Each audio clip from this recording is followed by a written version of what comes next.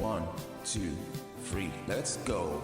Wednesday afternoon, hoping you will tune into our show. It's hosted by Cuz.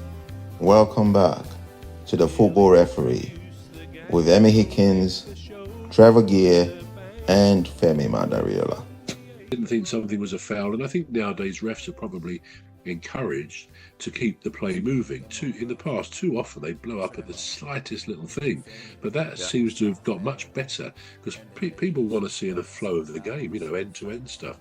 But I'm not suggesting anything other on Saturday except that he was doing it as he saw it, and it was one of those days where he probably had some marginal decisions, and he didn't want to sort of just do something he didn't really believe was the case.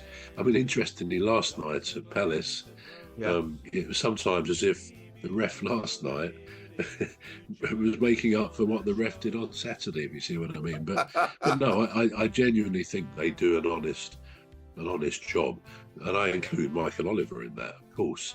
I think he is a very good ref. I do. I think he tends to get the big games, which might make life a bit more difficult because he's dealing with perhaps better players.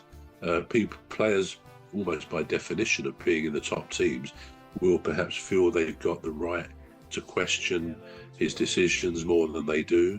I mean, the rules were changed a few years ago so that players were not allowed to circle a ref on a decision and, intimidate him to change that decision. They were changed so only the captains should approach. But of course, you still do get, I wouldn't say they all encircle the ref, but you do, with a lot of anger about, whether it's from a manager like Slot after the game or during the game, players will get too close to the ref, really.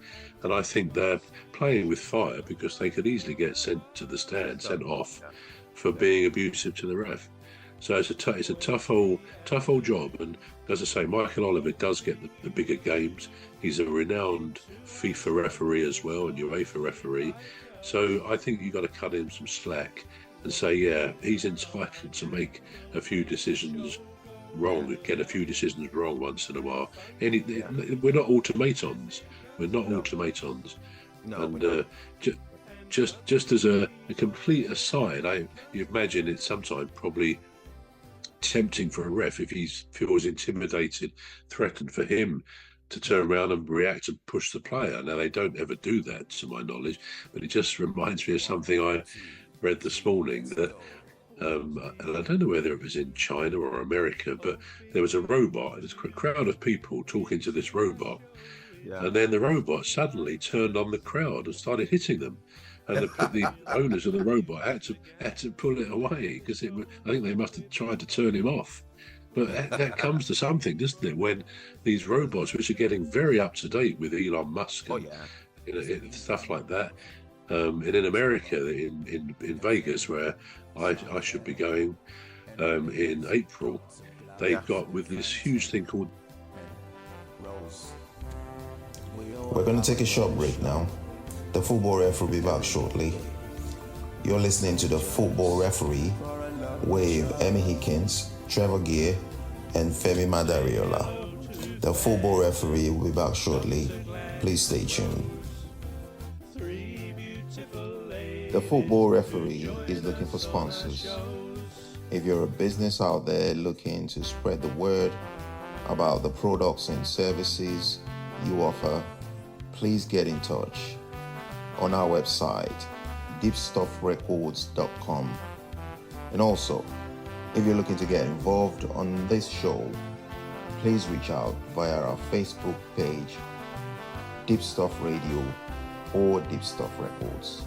Thank you. Say hello to old Mimi, Dr. Gladys and Rose, three beautiful ladies who join us on our shows.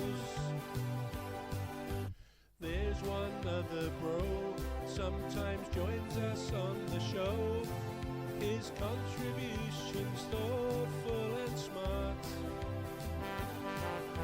Femi is his name. He likes to play our game, and his smart solutions come right from the heart.